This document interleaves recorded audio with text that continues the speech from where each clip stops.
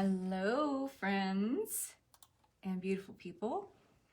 It is Kathryn Massell, Elevated Consciousness Coach, 5D Visionary, Timeline Healer, and Time Bender. This is All Things Ascension, Episode 1. Welcome. We'll see who's going to jump on here in a sec. I hope we're going to have some live joiners, because otherwise this is going to be real quick. So we are talking today in our very first installment of All Things Ascension, which I'll explain what All Things Ascension is and is going to be in just a second. But since timelines and talking about the nature of time and collapsing time, activating energetic potentials in timelines, bending time, merging time, opting out of false time, this is my wheelhouse, this is my jam, as my friend Samantha likes to say. So it is perfectly natural and right that this would be my first episode talking about timelines. And not only just the nature of time and timelines, which we're going to talk about very briefly, but how to manipulate energetic potentials by collapsing and activating timelines, which is a really cool thing to be able to do, and not to mention cool and fun, but also life-changing. So let me see if I can find where I am live in the group, because that would be really nice to see where I am live. Let's see. And if you're joining, say hello. That way I can know that I'm definitely live and I'm in the right place. You can tell me where you're watching from. That would also be extremely cool for me to know. Sometimes it takes a minute to show up online, my live broadcast. But real quick, why am I doing this? Why am I doing All Things Ascension and doing a weekly discussion and Q&A? Couple reasons why. There I am.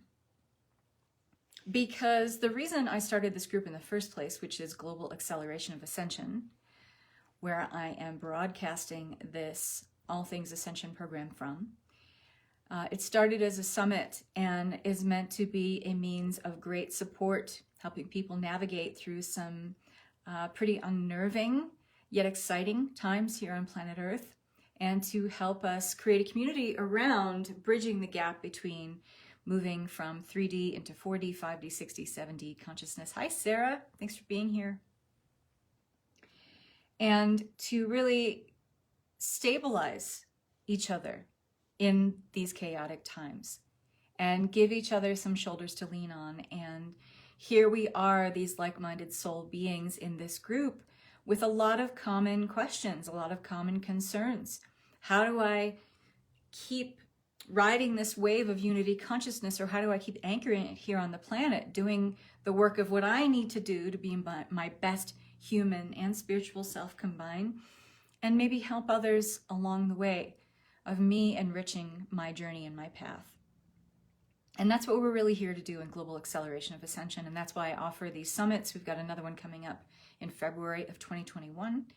We've done 2 of them already. They've been fantastic and amazing turnouts, and now allows us to be in a group of, let me see, are we 1.2 thousand members in Global Acceleration of Ascension, and we're growing. And the next time we do the summit, we will grow again. That is guaranteed.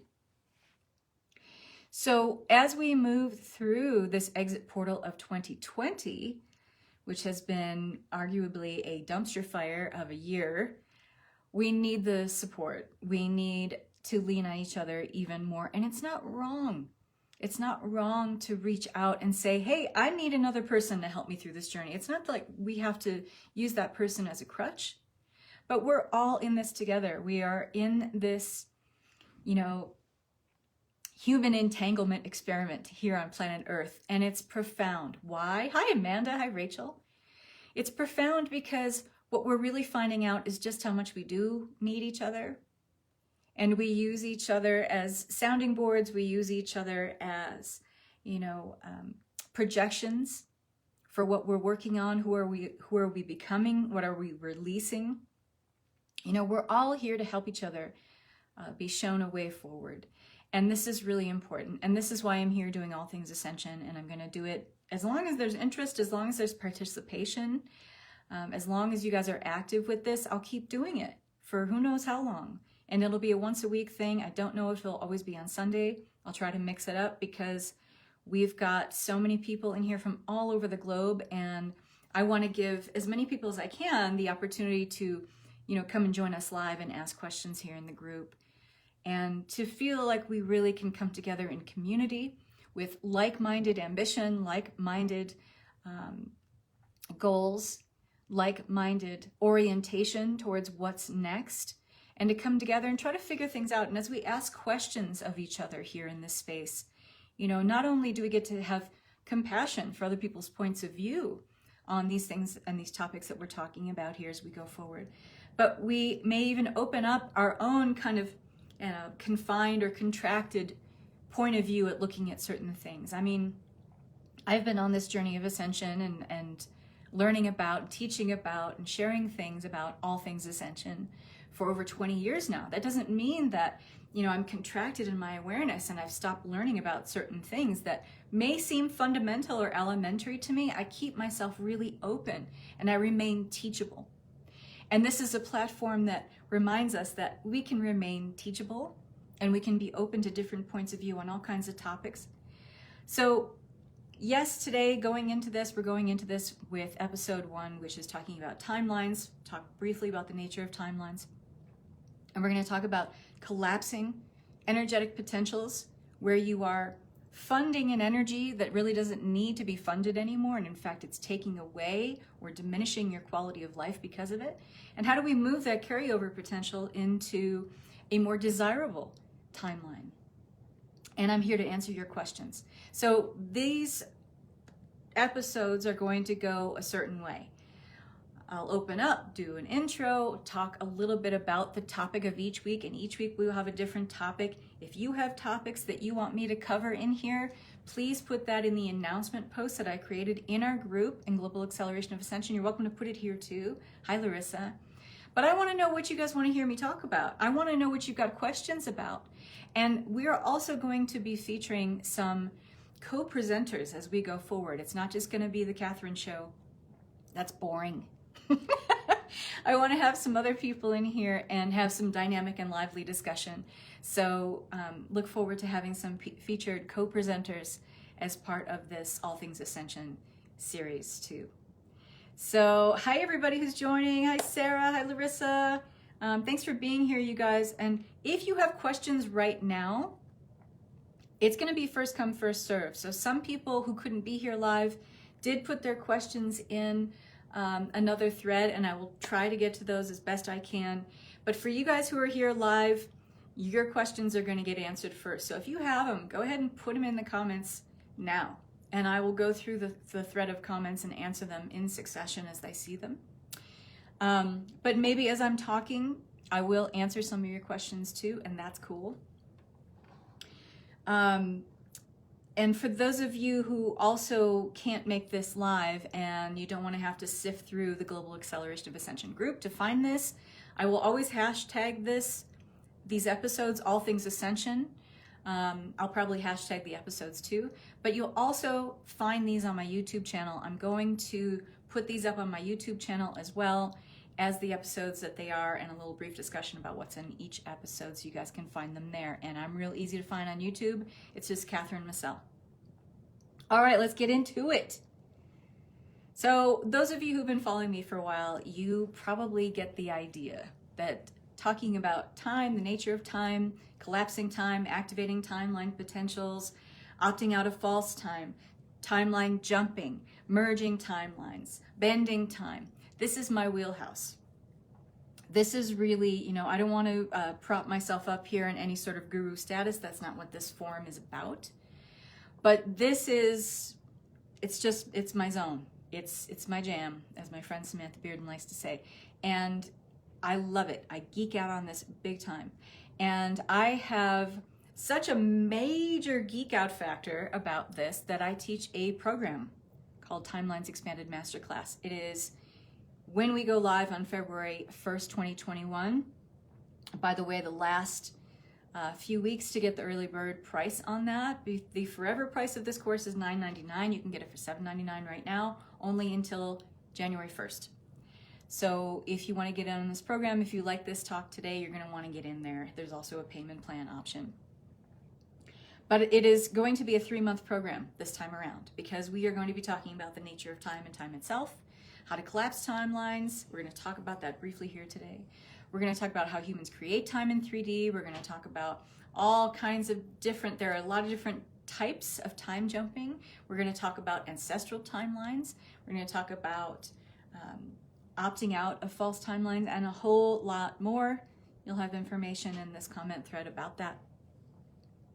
But really what I consider to be the foundation of working with time and timelines is knowing how to collapse timelines, which is another way to talk about timelines is thinking about a timeline as a continuum of a way of being, okay? That holds a expanding way of being that is based on a similar vibration, a similar electromagnetic output or frequency that keeps creating a way of being going forward that is, I don't want to say myopic, but it can be rather, or how we think of it in our minds, rather straightforward, linear, okay? Even though that's the way we conceptualize time, time isn't necessarily linear. And in fact, when we are creating the same way of being over and over again, and we think of our days as being, you know, these kind of continuums of being that kind of one day bleeds into the next and there's not much change, that's actually, instead of thinking of it as linear, it's more like a consciousness loop.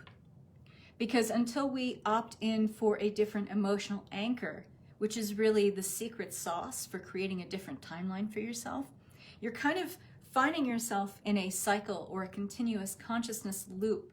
And it's a hub of consciousness that when we stay there can become very confined. And this is really what makes up our 3D reality and the 3D time space. It is what we think of in our linear minds, or how we try to compartmentalize time, because it is such a nebulous subject to so many people. We think of things, you know, as continuing on an x-axis, okay? If you were to think of time, the linear time continuum that we think of as 3D time space, as being an x-axis on a grid, and what we think of in spiritual time, or if we have some sort of psychological perception of the eternity of the now moment, which is really what spiritual time is, then we have a sense of that. Maybe we don't fully intellectually understand that, but that would be a y-axis, okay? This is where any and all potentials are possible, and you can bring things up, let's just say from the x-axis of being into the y-axis of eternal now.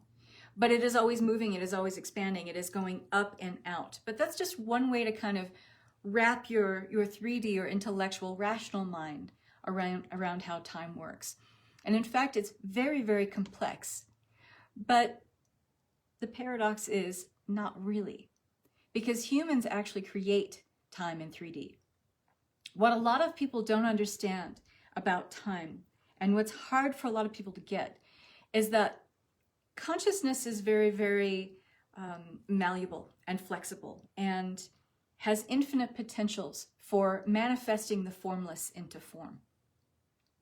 But human consciousness that exists in the time-space matrix, in the very kind of confined sphere of influence that we think of as 3D reality, we create a sense that time is linear. Things move on a continuum. Things go bump, bump, bump in succession after another. And really, time is the marking of space between events. And that's the way we think of it. But that's really rather fundamental and very basic, and only a snapshot of the entire truth. The bigger piece of the truth about how humans create time and we participate in time in 3D reality is that we have collectively agreed as humans that time is going to be this way in this dimensional sphere of influence, or this dimensional reality. And when we reach a tipping point of consciousness, a mass point of consciousness, That is what creates the formless into form and what we call reality. So on a collective soul level, in other words, humans are agreeing to play this game, that time is this way, that time has confinements, that time is compartmentalized by the spaces in between events. Time is marked by events, and our experiences in between those events is another way of experiencing time, but it's also a buffer to make sense of our world. We make sense of our world in those kind of buffer spaces in between events. Because in between those events that happen, what we are doing is constructing a reality of who we are, of ourselves. We're constructing in that space between events, those things that happen to us. We are defining our personal identity and personal reality through that buffer time in between.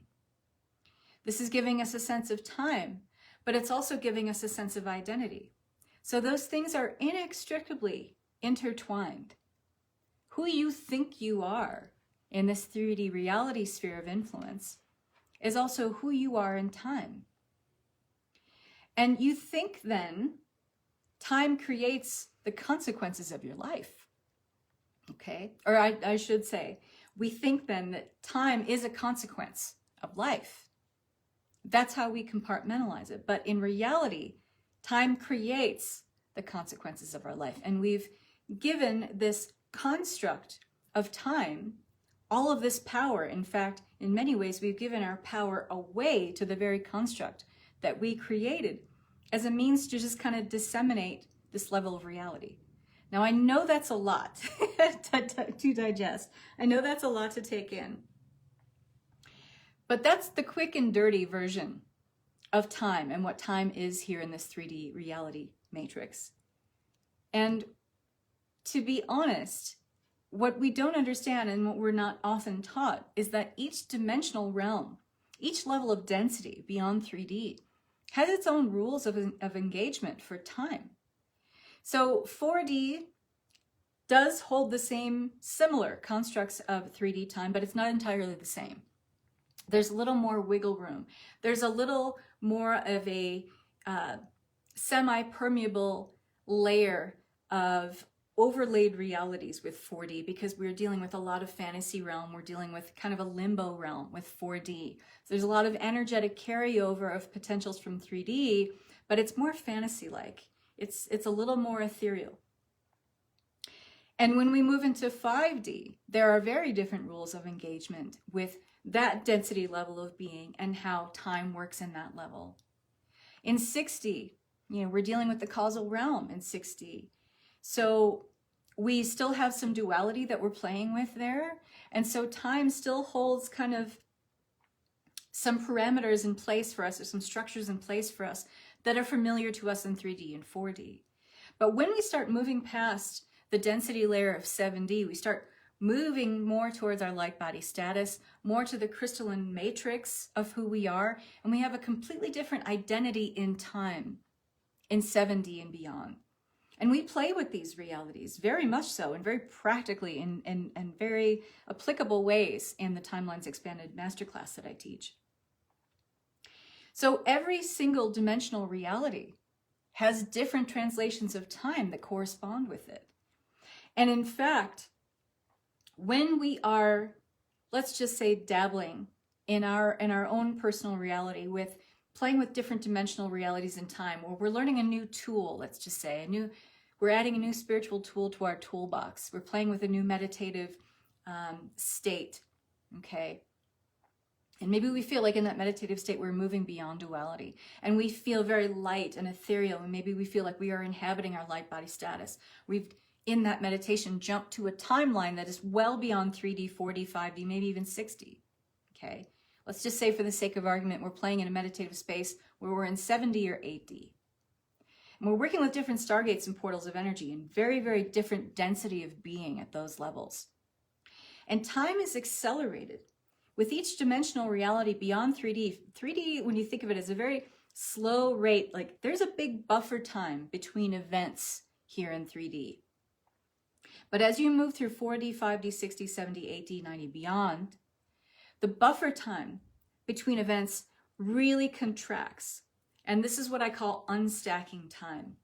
3D reality is a very stacked time reality. Meaning if you think of, I wish I had an example, but if you fold a piece of paper into a fan, you ever take a piece of paper and like fold it into a fan and then you let it fan out? The 3D reality is kind of like that, where there's a lot of different layers and nooks and crannies and a lot of places for time to explore in 3D. It's a very dense, thick, soup-like kind of reality. How's that for a reference? But as you move into the higher dimensional realities, there is an accelerated sense of psychological time, because the time itself as a construct, it unstacks itself and it kind of smooths out. There's no buffer time between events like we experience here in 3D. Things are really instantaneous.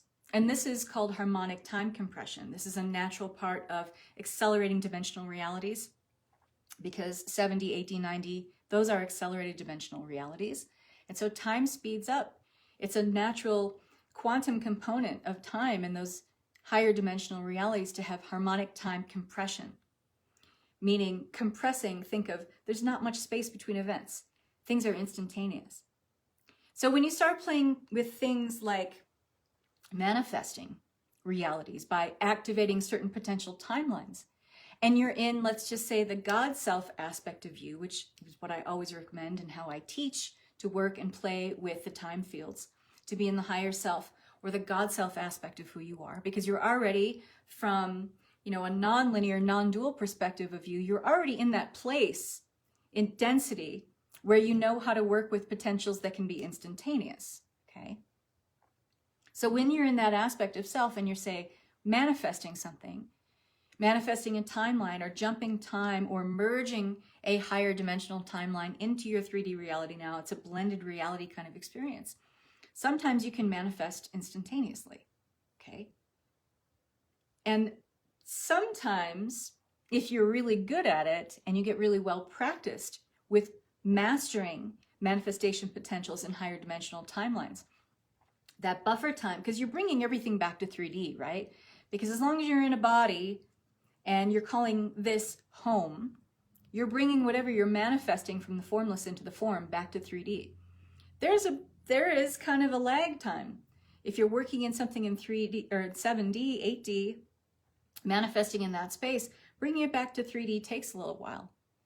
But if you're in that higher God self aspect more and more, in fact, all the time, you're blending that dimensional reality. So at a certain point, you're more 5D, 6D, 7D than you are 3D, even though you might still call it home here or receive the actual benefit of that thing showing up in the physical plane in 3D reality. It still can show up faster. So these are just some examples that I'm playing with here to kind of get you excited about this, because what I think after teaching this and talking about this so much is that, I really try to break this down so it's understandable. But a lot of the stuff that we're talking about when we're working with the rules of engagement of time, beyond 5D especially, it's non-linear. It's not going to be intellectualized by your brain in a way where you can easily compartmentalize it and say, oh, that makes perfect sense. It's something you have to play with. You have to practice with it. It has to be tangible. This is experiential teaching. That's why I teach a whole 3-month program about it, because I can write posts about it until the cows come home. And I think I can be fairly articulate in how I break that down and share that information with you. But until you play with it and start understanding how malleable and elastic these potentials are, you're not ever really going to get it. Does that make sense? So why is it so important? Now that you have kind of a sort of basic understanding, you may want to go back to listen to this again, or read more of my posts, or check out more of my YouTube videos where I talk about timelines a lot more, or get in the program. But I want to give you like the fundamentals of working with time and getting a taste of what it's like to really practice with the malleable and super elastic nature of time. Even when those benefits of that show up in your 3D experience. Because that's the only place they really, really matter, right? If you're manifesting a car in 7D, what is that good? I mean, what good does that do you? You can work in that 7th dimensional density to bring that manifestation back into form, right? And it'll take less time the better you get at working in that 7th dimensional avatar of self. But you still only need that card 3D, right? That's where it ultimately needs to show up, because that's where we call home for right now anyway. But I want to give you some really basic stuff with understanding how to play with the energetic potentials, because that's what we're really talking about when we are working with and manipulating the time fields. What you're doing is you're manipulating energetic potentials and how they show up from the formless into the form, okay? So collapsing timelines is one of the most powerful things, and that's why I teach that right off the bat. It's the 2nd module that I teach in my Timelines Expanded Masterclass. Why is it important to collapse timelines? As I mentioned at the beginning of this call, good morning, Amy. Hi, James. As I mentioned at the beginning of this call, we can find ourselves, and we often do as human beings, in consciousness loops. You know, day to day, we think we are exploring different potentials or ways of being, but really it's just a rehash of the day before, and the day before that, and the day before that. You know, our kind of reptilian mind programming works against us here, because our ego self, it only can work with what is known. The ego self has no purview over what your potentials are for you that have not been explored yet. That's why it's so important that you need to be in the higher self or the God self aspect of self when you're working with manipulating time fields, because that's the part of you that already knows how to do this. So when we collapse certain timelines, what we're collapsing is where maybe the ego self is running the show, and it's been creating these consciousness loops of being over and over again, where it kind of seems like, yeah, maybe we're doing different stuff every day, but we're really the same person day in and day out. And we're really only operating within a pretty small emotional spectrum of frequency. And this is, and we talk about this in a great deal in Timelines Expanded Masterclass, the emotions are what anchor you or timestamp you in a certain consciousness loop. And it may feel, or you may be convincing yourself from your ego level of perspective, that you're exploring different things, but really you're the same person day in and day out. You haven't ventured too much out of that. You know, maybe it's a little bit of wiggle room within that emotional spectrum of frequency, but not much. You haven't really been, explored very much. And we are, up against this ego programming of, we don't want to venture out too far because that's not safe. You know, what's out, there's dragons out there. When the first map makers started to draw the maps, beyond where people had ventured before they would draw dragons. And I love using that reference because we think of that, and there's really not much of a difference in terms of how our, let's just say, neural limitations, our programming kind of keeps us in this very narrow spectrum of confinement. Because beyond that, there are dragons. We don't want to venture out too far. We don't want to experience too much that's unknown, because that's unsafe. And this is not the ego doing anything it's not supposed to. It's doing exactly what it's supposed to do, keep you safe. But when you're playing with that spiritual, infinite aspect of self, your ego has no domain there. Your ego has no purview there. It has no experience there. And it has no business there telling you anything, because it has no frame of reference for that aspect of you. None. So it's really important to, when you're practicing with collapsing timelines even, which is a really fundamental and basic part of understanding how to work with time fields, it's so important to immediately go into that higher self aspect of you. And the easiest way to do it is just call it forward. Higher self, higher self, higher self. I do it 9 times. I call forth my God self, because 9 is a completion number. And when I say God self, God self, God self, and 3 sets of 3, and I come to that number 9 time of saying God self, I feel like I'm there, I'm in it. And then I'm ready to do the work. And yes, it can be that easy. You don't have to stand on one leg under a full moon and do it while, Pluto and Neptune are conjunct. You don't have to do all that stuff. It's your intention is everything, and that is all your power, believe it or not. Your intention holds so much power for you to create any potential that you want. It's your belief systems and your ego self that kind of muck it up from there. But your intention is everything. And we're going to talk about that too when we talk about the God choice, which is an important component of working with time and time fields beyond 4D, 5D especially. So when you call forth that aspect of self and you feel like you are inhabiting that aspect, and it feels like a shift, it feels like a whoosh. Okay, there, I'm here, okay? You start looking from this aspect of self at where you are in your life. What is displeasing to you? Where are you maybe exploring a consciousness loop where you're kind of kidding yourself that it's a consciousness loop or it's not a consciousness loop? And you're kind of exploring the same themes over and over again. Maybe it feels like there's something in your life that's like, I'm always healing and I'm never healed. That's a great place to start, okay? Ego has no business there. Absolutely, Danielle. I know you know what I'm talking about. It has no business there, no frame of reference. So why would you even involve? It's like, asking someone who doesn't have any association with ascension or spiritual awakening or whatever, and using that person as a sounding board for, a new meditation that you're creating or something like that. No business there, right? No frame of reference. So when you're looking at this potential or timeline, which is a continuum or a way of being that we're exploring, that is not serving our highest good, or maybe we are being a real stickler with ourselves for just not learning the lesson. Maybe we know what the lesson is, but we're not ready to fully say, all right, I'm done with this way of being. Or maybe I'm done with this person who's, allowing me to perpetuate a certain behavior that I don't really find satisfactory and isn't fulfilling for me anymore. When we finally get real with ourselves and look at where we are exploring certain themes that we've already explored, and to be honest, many of us have been on this planet many, many lifetimes, some of us for millions of years. Old souls have been here over 100 million years. Yes. So when that happens, sometimes when we're in that God self aspect, only then can we see like, all right, here's a theme that I've been exploring, and probably not in just this lifetime, but many, many lifetimes over. Am I done with this now?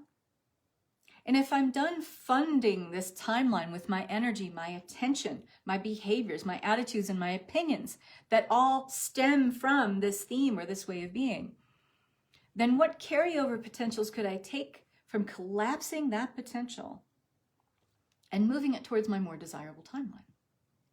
But do you see how you can't ever do that until you're honest with yourself about what shadow you're playing with, and you're continuing to explore the contrast and polarity of that? This is where you really got to, call yourself out on your own shenanigans, right? There's really no other way to do this. In order to collapse a timeline, you got to call bullshit on yourself. Sorry, not sorry. And in that way, it's kind of the ultimate self-healing, right? And I'm getting hearts from my friend Lorianne because she knows what's up with that. This is something we talk about quite often, right? You can't do this work of manipulating the time fields with these basic tools like collapsing timelines until you get real with yourself and realize that no one is holding you back. There's no force in the universe that's giving you bad luck. There's no one person that's keeping you in the depths of despair. It's all you. It's all you and your choice and your decision, okay? Those events, those people, they're just mirror projections of where you're doing that, okay? And they're helping you to see that contrast. But, take to heart that you're helping them too to see something in themselves, because that's unity consciousness, folks, 101. So you got to get honest with yourself. If you want to collapse a timeline, then you have to call yourself out on your own bullshit and your own shenanigans and say, okay, all right, when am I going to stop playing this poverty game with myself? Because it is a game you're playing with yourself. When am I going to stop playing this game, between my higher self and my ego self, where I keep bouncing the tennis ball back and forth to like, oh, there's lack and scarcity. No, there's abundance. Oh, there's lack and scarcity. No, there's abundance. We are here to explore contrast and polarity. We are. But this was only and ever meant to be a station of awareness, a stop-off point. We were never meant to languish here. This is why working with the time fields and understanding time and how humans create and perpetuate and keep participating in the construct and paradigm of time over and over and over again in the same ways. We are languishing here in this 3D aspect of understanding time when it is only a snapshot, a microscopic look at how time does exist and all the realities and dimensions that we're asking to go to. And in order to bridge that gap and fully inhabit those higher dimensional realms, we have to understand how to work with time. We have to. Those things go hand in hand. And I think maybe sometimes I'm not super clear in how I communicate that to you guys, but those of you who are really asking to move into and inhabit and embody and keep the frequencies of these higher dimensional realms without having to give it away, that means you have to understand time and the higher dimensional realities. And in order to inhabit that space and keep it without rejecting it, you have to know how to work with the time fields. I'm tired of languishing here. Yes, so was I. And that's why when I started learning about this stuff and it started to come in, it started hitting me like a brick wall, like revelation after revelation after revelation. It was just like, I liken it to my time in Hawaii when I lived near this beach called McKenna, where the shore break was so insane that here was the beach and the shore break would be like that. So when the waves would wash up, it would just crash against the shore break. And if you happened to be caught in one of those waves that would come up, that you didn't get your timing right when you're trying to go out into the water, because once you got out past a certain range, it was pretty open and clear and smooth and lovely. But that initial shot into the water, if you didn't time it right, you got rolled around in this thing over and over again. And that was my experience with first learning about and getting tons and tons of downloads and hits about time and the nature of it and how to work with it and how to manipulate it. And you will too when you learn it. If you decide that you want to get in on this program, there's tons of support in this program, by the way. But that's what it's going to feel like for you. It's going to feel like in the beginning you're kind of getting tumbled around in a wave, and you kind of feel like you can't come up for air, and it's exhilarating. And then when you do come up for air, you start to see like, oh, there's a different landscape now.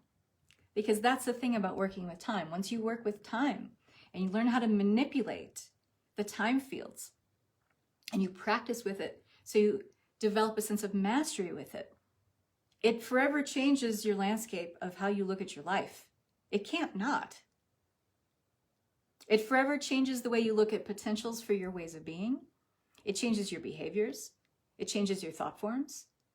It changes your attitudes, your opinions. It changes how you interact with people. It changes your interpersonal relationship. It changes how you look at the timelines that are being played out in the collective reality. It changes everything. It can't not. Okay? So, collapsing timelines. The other day, I put in, and I can read this to you. If you have a pen, you may want to write this down. But this is actually a post that's in our group. But I know some of you will be watching later on YouTube and you won't see this. So I'm going to give you a declaration statement. Okay. So when you're ready and eager to call shenanigans on these themes of contrast and polarity and duality that you seem to keep exploring over and over again, you think it's kind of new for yourself, but when you get to the common denominator of what you're exploring, you realize it's the same theme over and over again, and it's keeping you rolling around in that wave, in that consciousness loop, where you kind of maybe trick yourself into thinking that you're moving forward, but you're not really. Then it's time to collapse a timeline. It's time to collapse that way of being, that potential for being. And it's time for you to say, you know what? Lesson learned. I'm going to download that. And downloading it means that you're willing to enact a different way of being in spite of this way of being that you had before, in spite of any fear that you have of anchoring a new way of being. Truly collapsing a timeline means that you've opted into a different behavior that nullifies the old one. Do you guys get that? Give me some hearts if you understand that. Because you can say this declaration statement all day until you're blue in the face and the cows come home. But if you're not going to enact different behaviors, thought forms, belief systems around that, you are leaving that potential timeline ready and waiting for you to open it again by but the same set of behaviors. Maybe you'll convince yourself again that it's like, oh, I'm doing something different, but you're still playing with the same kind of duality and contrast, you can reopen timelines, folks. Because you hold all the power. Just as you hold all the power to collapse a timeline, and you hold all the power to activate a potential of your desired timeline, you have that power to reopen an old one too. Okay? Declaration statement. Ready to collapse a timeline of being, folks? Who's ready? Who's ready to collapse a timeline of being? Get very clear about what that is. Okay? Because you're going to have like a fill in the blanks kind of thing with this declaration statement. And I'm going to give this to you guys, and then I'm going to answer your questions because I've been talking for a long time. You can probably tell and get a good sense that I get super amped up about this material, and I could talk about it all day. I can talk about it for 3 months, actually.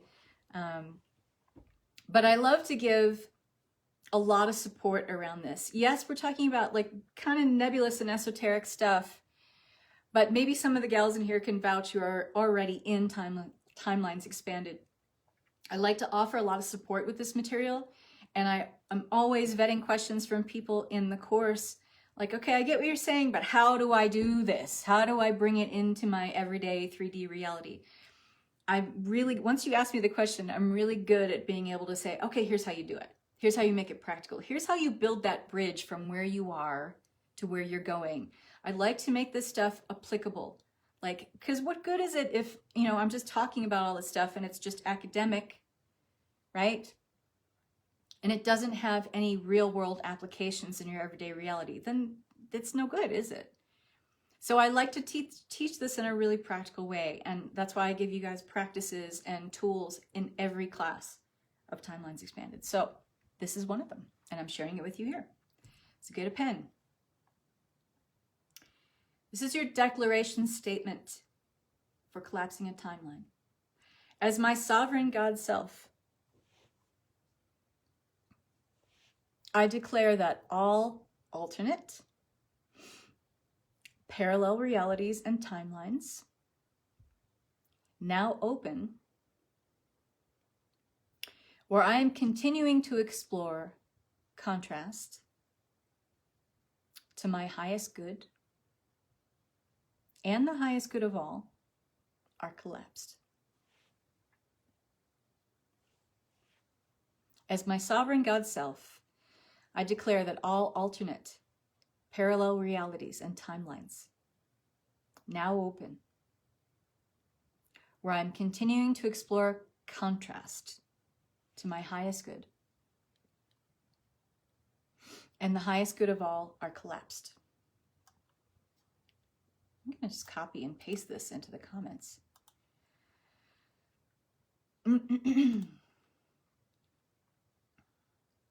I ask that the carryover of energetic potential be used to activate, and I'm going to put this in the comments, guys, so you can see it. That'll make it easy. I ask that the carryover of energetic potential be used to activate my highest and best, most desired timeline to blank. Create, manifest, access, attract. Whatever it is that you are asking to attract. Optimum health and well-being. Your soulmate partner. Your ideal career. Your ideal living situation. Your ideal financial situation. Financial independence. Peace and equality for all beings on earth. Unity consciousness for all sentient life, whatever that is, okay? You can use this for anything. With the intention of the highest good of all, and with the least resistance for all involved. I'm going to talk about that last statement in a second. I ask for this or better to manifest in alignment with my highest timeline for being a vibrational match for integrating and keeping this creation. And so it is. Thank you. Now remember, when you do this, not only are you saying in that first part of the declaration statement, as my sovereign God self. So get into that vibration before you even begin to do this work, because it's only truly from that vantage point that you're going to see where you're playing this game of duality with yourself anyway, because you're not privy to that vantage point, that kind of higher elevated vantage point of self when you're in your ego personality. You're just not. You're just not. That is not your that is your subjective self. That is not your objective self. Your objective self is always going to be a manifestation of your higher self. Specifically, why not just go right to the top, folks? Go to your God self aspect. Why not work with the highest of the high, okay? This is the sovereign, divine, infinite soul aspect of you. This is the permanent aspect of you. So why not work with that aspect of self, yes? In that middle paragraph, with the intention of the highest good of all, with the least resistance for all involved. Why is that such an important statement? Because when you are working with the God choice being that which is aligned with your highest good, that which is aligned with the highest and best good of all, and involves the least amount of resistance for all involved. That is the God choice. That is secret sauce, you guys, okay? This is the statement that brings you into a harmonic convergence with unity consciousness. When you are manifesting at this level for all of your creations, all of your manifestations, all of your creations, if you are in alignment with that aspect, you are in alignment with the infinite aspect of all. Again, the timeless, permanent aspect of all that is. You are working with the highest source energy. And you are working with the energy of what is in alignment with the least resistance for all involved. You're automatically in that declaration of working with the God choice, kind of moving massive obstacles and hurdles out of your way, because that is your intention. Remember how a minute ago I said your intention is everything? That's your power? It is. So when you have that level of power behind your statement of collapsing a timeline, which is a creation, essentially, you are working with removing resistance and purifying the space that you are going to next. You are paving the way, okay? With the highest level of source energy possible at your back. Who doesn't want that kind of power? But you know, this is what true power is, you guys. We've had horrible misrepresentations of power on this planet. This is what power really looks like and feels like. Okay? It's that power that involves permanence. Everything else that is nullified and the equal and opposite of this is not permanent. Everything that is aligned with your spiritual, soul, eternal journey of self is permanent. And when you're working with that, you are working with an infinite source grid of energy, meaning an inexhaustible supply of energy. Because you're working with that God sovereign self, you're working with the highest source energy aspect. When you're working with anything less, or the equal and opposite energy, which would be equal ego personality, you are working with a finite source grid. It is contracted and finite, meaning that energy runs out. And when you're manifesting from that level of self, you get exhausted, you get depleted, you get hopeless. You believe that there is lack and scarcity. That is not the permanent aspect of you. That is an impermanent aspect of self. It is fleeting. It is illusory in nature. Do not manifest at that level of self. And you have before, and you know where that's gotten you. Okay? We are so past this, you guys. Okay? This is just one of the ways in working with the time fields to understand how to work with this infinite source grid and an inexhaustible supply from source. Because your manifestations, your creations are blessed in this space, okay? And so Now that you've collapsed that potential, let's just say, and this is something that you can do in the morning when you wake up, you can do it throughout your day, you can make this statement. Maybe there's something that you're working on that is front and center in your life and it is causing some big rifts in your everyday reality, some real hurdles and challenges for you to overcome. Use this early and often, meaning the first thing you get up in the morning, you're laying in bed, go ahead and say this. Set your intention for the day, but understand that when you collapse an energetic potential, you are working with a void of energy. It's not empty space. We think of a void as being empty. No, it is a wide open potential. So when I do the wording of that declaration statement, asking that the carryover of energetic potential be used to activate my highest and best, most desired timeline to access blank, written right into that collapsing timeline statement is already the activation of a higher potential. You're leaving no space for that energetic void to exist and have something come in that you don't want. Again, your intention and your power is everything. So if you just leave something wide open, you're potentially inviting something that you don't want to come back in. Because let's be honest, folks, a lot of thoughts we involve ourselves with, and the carousel of thoughts that goes through our mind throughout the day, we're thinking about things that we don't want to happen, right? Especially in the world that we're living in right now. Let's just be honest. Let's be practical. A lot of us have our minds on, in the US, a shit show of an election, the COVID mess. You know, our jobs, our careers are falling apart. You know, we're tired of being around our family members. Everybody's driving us crazy, right? You know, we're thinking about a lot of negative things. So it's really important to program the next timeline in such a way that it is more desirable, more satisfying, more fulfilling for you. You guys feel me? All right. And then we obviously go into this in a bunch more detail in Timelines Expanded, but I want to give you guys that, okay? Read through the post that I made in the group. The title is The Thinning of the Veil, Parallel Realities, Convergence, and Collapsing and Activating Timelines. That declaration statement is in there. I've also shared the declaration statement here in the comments. For those of you who are watching on YouTube, I will make sure to put that declaration statement in the comments or in the description of the video post. But I want to open this up now to questions. I know we talked about a lot here, but if you guys have any questions for me, I'm happy to answer them. I'm also going to look through where someone had posted questions before. You're welcome, Danielle. Anyone have questions for me right now?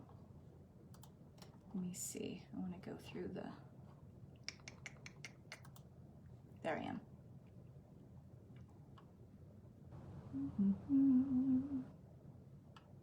No one has questions? I'm going to go through all of the comments and see. Hi, everyone who jumped on. Kezia and James, if you're still here. Melly.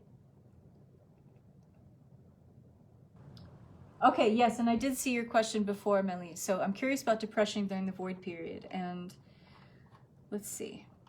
You had a bigger question, I think, and I want to make sure that I see that. My question is depression a part of timeline shifting? It can be. Doesn't always go hand in hand. As in, does everything feel like it has been torn apart in order to rebuild? That really depends on where you're at. You know, for some of us who feel like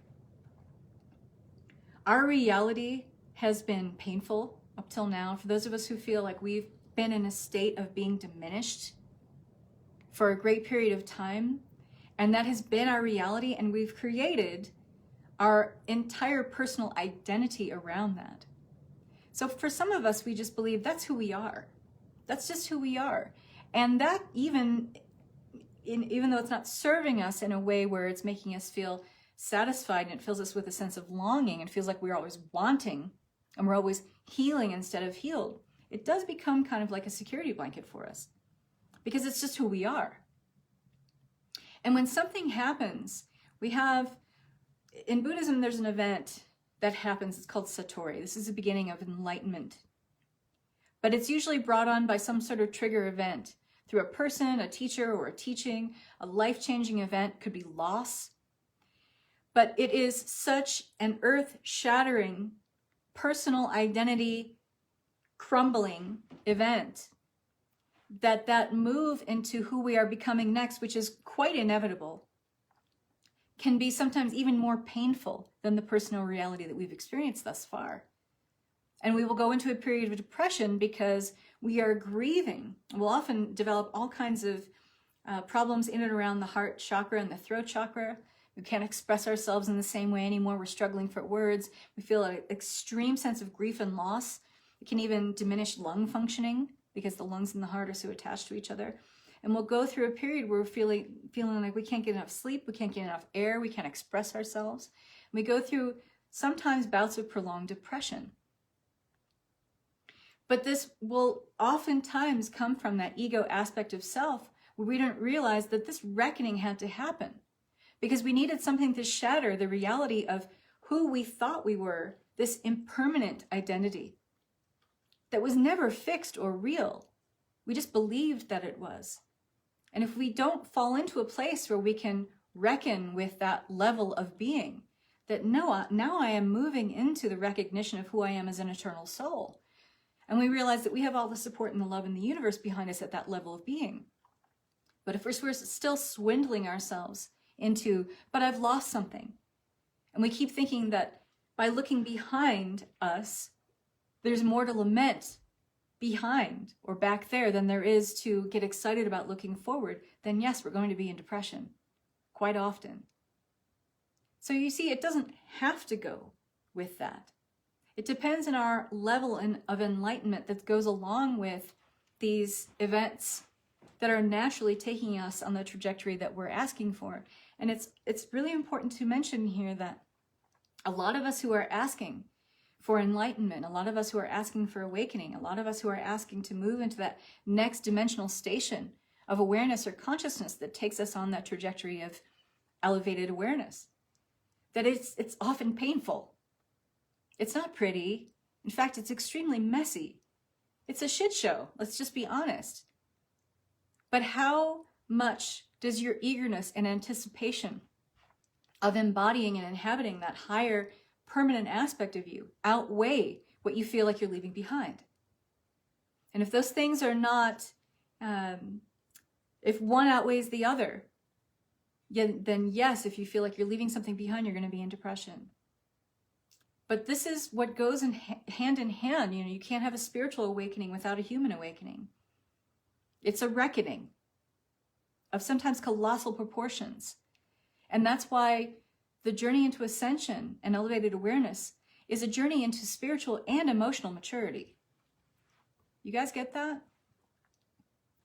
Any other questions? I'm interested in more information on parallel realities if possible, how that relates to the parallel soul group. Well, this is a very generalized question. We can get super specific about this. But parallel realities, we can have an infinite number of them. Okay, I created a post, when you purchase the program, is there any material? You get immediate access to all the replays, Danielle, of the previous round of teaching. So you can jump in right now, and that's what I recommend, that when people join up, they get in on the content that was before, because you want to learn this stuff a couple times. So Meredith, parallel realities. To the degree that we are anchoring a different emotion than, let's just say, confines us to a certain reality or personal identity that we often gravitate back towards, okay? We might define ourselves kind of myopically sometimes. I'm this person. You know, I'm not talking about just the roles we play. I'm a mom, or I'm a wife, or I'm a sister. I'm talking about the emotional anchor that defines your personal reality overall. If that hasn't shifted or changed too much, you're not exploring too many parallel realities. However, every time you have a thought, or your mind wavers towards a different, maybe equal but opposite way of being, and you can let yourself play with that reality for a second, allow that emotion to kind of waft in and anchor you in your now present moment. The longer you stay there, the longer that can become a now dominant timeline. But until then, it just exists as a parallel way of being. It's just a parallel reality, a parallel timeline. Parallel timeline, parallel reality, those are interchangeable, okay? And to the degree that we keep exploring different ways of being that are opposite to the emotional anchor that's defining who we are every day, you can be creating an infinite number of parallel realities and timelines, okay? So, for instance, when you're in dream time, and let's just say you have a dream it's so real, it's like you can hear the sounds, you can smell the smells. You may even have those kind of dreams where you're looking down at your hands and you're like, those aren't my hands, but they're my hands. But it's probably you in a parallel reality, in a parallel timeline, where it's so vivid that maybe I've had dreams where I'm speaking a certain language and I know people in this town and I know these old cobblestone streets of this dark ages town or wherever, and I'm speaking a different language and I look different and I feel different in my body, but it's very real, it's very visceral. That's most likely a parallel reality or a timeline. And we have a whole different soul family that is associated with us in that timeline, meaning those people who are like our supporting players, who are helping us to experience that contrast of reality, okay? So you have a soul group in this lifetime that you've had, maybe up till now, you feel like maybe that soul group is shifting. This is perfectly natural. And this is perfectly in alignment with the timeline that we are in collectively here on planet Earth, because we are shifting paradigms and structures so quickly now. Like we are just fast and furious, moving through different timelines, accelerating through different ways of being. So naturally our soul family is going to shift. And many of you have been feeling that just in the last year, maybe even in the last months. Like people who have been fixtures or supporting players in your life up till now, those players have been swapped out, right? That's because our needs on a soul level are changing. And so those supporting players who are showing up as our soul family, they're going to change too. I hope that answers your question. I know there were more questions. I'm done with poverty consciousness. I hear you, sister. Let me see if I can see more of the comments. If I expand this and don't do the sound. All right. Let me scroll back. Interested in more information. Okay. Meredith answered your question. Danielle answered your question. Kezia, so is closing and opening timelines like closing and opening a portal? Yes, absolutely. You can think of a timeline as a portal. You can think of it as different reality as a portal. When you are playing with the time fields, better than thinking of something as a portal, think of it as a potential, because this kind of maybe brings it home or grounds it or centers it more. In the timeline that you are in, you are playing with a certain number of potentials that, based on the frequency you are holding, you have a certain amount of potentials that are held in that frequency. When you start playing with closing out a timeline that is anchored by a certain emotional way of being, what you're doing is you're relaxing that series of potentials that held that way of being, okay? Your energy stops funding those ways of being that really weren't helping you live up to your highest and best potential. And so you've relaxed, or I don't want to say closed, those portals, because until you are fully and completely done with that timeline that you've collapsed, meaning you're not adopting any of the same behaviors anymore, the same thought forms that would easily reopen that timeline, or conveyance of a way of being is another way to think of a timeline. That potential isn't, it just relaxes, it doesn't close, that portal doesn't fully close. Does that make sense? And I think we often think of portals as being, they're either open or they're closed. You can relax them. So it's easier to think of, swap out the word portal with potential, because that feels so much more open, I think, sometimes.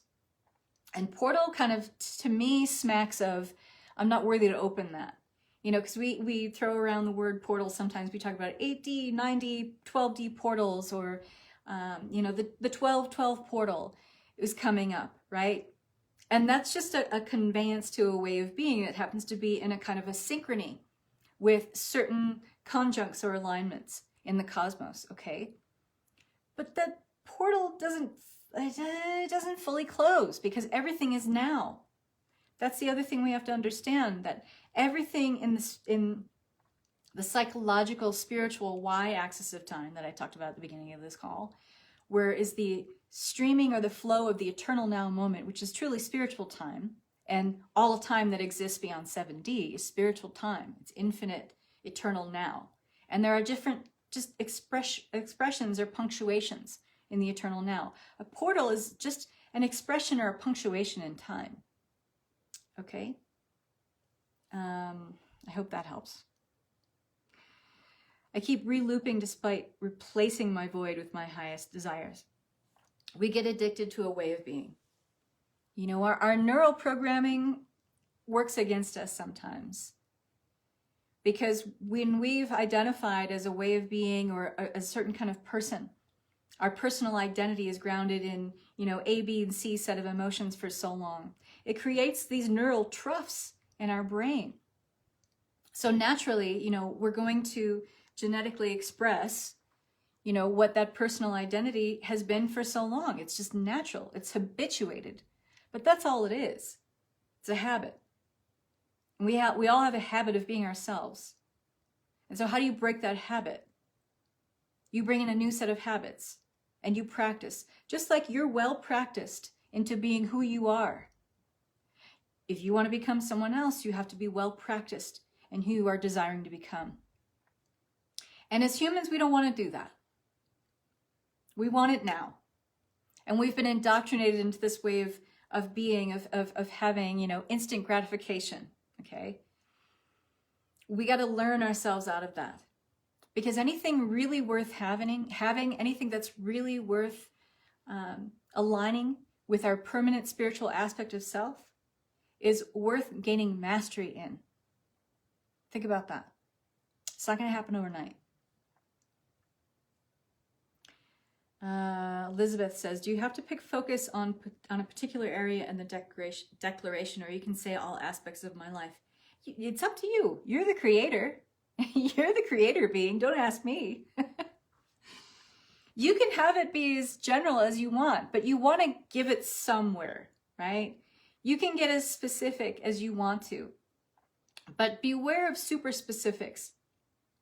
Because when you are super, super specific, like this has to show up and it has to show up this week, and it has to show up this way, and it has to look like this, and it has to come from this person, what aspect are you in? You're not in your God self aspect. If you're saying this or better is a way to remain generalized in your declaration and not getting too fudged up by all the details and then automatically redirecting your vantage point back to your ego self, right? Do you see how that works? I got some new comments here. I like potential so much more. Right, Danielle says, portals actually feel limiting to me.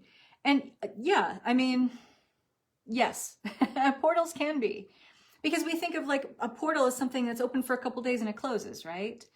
That's not necessarily the same kind of energy that you're working with when you're working with timelines, because it's so much more malleable and flexible than that, okay?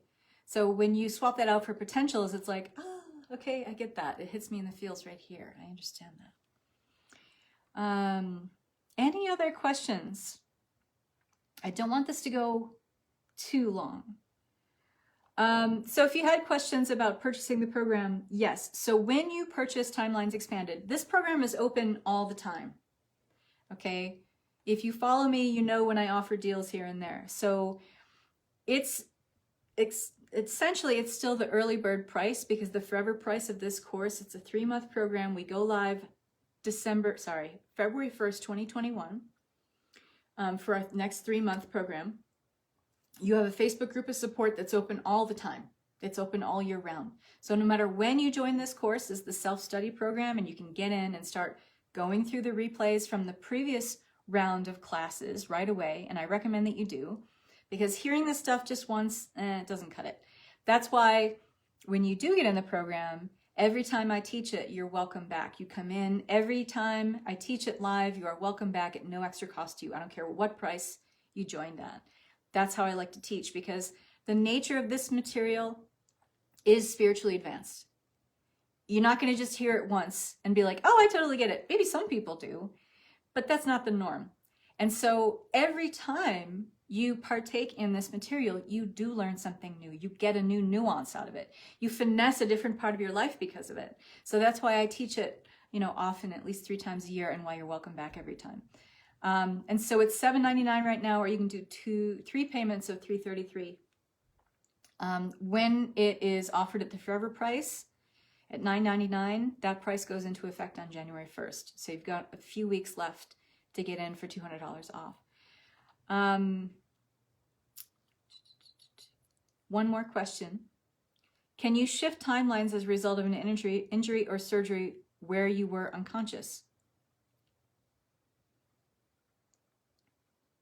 I'm not sure about the specifics of that question, but I'm going to answer it as generally as the question is put to me.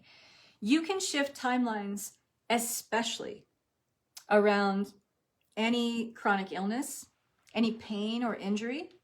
In fact, one of the things that we're going to go into and is new for the next round that I'm teaching, I'm going to do something really, really interesting. I'm going to teach you how to connect to you in a different dimensional reality where you are healed and whole. So we do dabble in this in other modules of this program, but this is a module designed specifically for you have something that no matter what we threw at this chronic condition, chronic way of being in the program up till that, I'm going to save the best for last, because I'm going to teach you how to switch to a different dimensional reality. It's called transdimensional time drifting. And when you do this, the sky's the limit. What do you want to heal? And it doesn't matter if you're conscious or unconscious. Okay? So that's a very kind of specific answer to your question about a module that I'm offering in this round that is going to be specifically for that. Okay? But timeline healing is one of those things that really addresses in so many ways, like where you feel like you've been healing, but you don't feel healed. Well, what if you're able to jump that timeline? Opt out of all the false timelines where you are convincing yourself or believing unconsciously that you can't be healed or are not healed or are not whole. You opt out of those and you anchor into and merge into, jump into those potentials where you are completely healed and whole. What would your life be like then? Timeline healing is very unique in that. So I'm going to leave it here, folks, but thanks for playing. This was fun. We're going to go live again next week. We're going to talk about the DNA. What we're going to talk about the DNA specifically, I don't know. But we will probably be talking about something like what it means to activate your highest energetic divine human blueprint and how you do that through the DNA, what seals and frequency fences are, and how they keep you from activating the DNA. Okay? So thank you guys for being here. It's been really, really fun. And thanks for joining me live. Thanks for those of you who are going to watch the replay. Put in #replay when you do. If you have questions, I may or may not be able to answer them. I'll try to get to them if you have questions, if you're watching the replay. But really the questions are for those who are here live or who had come to me earlier with their questions to answer while I was live. So thank you all. Have a great week. Mwah. Love and peace to you all.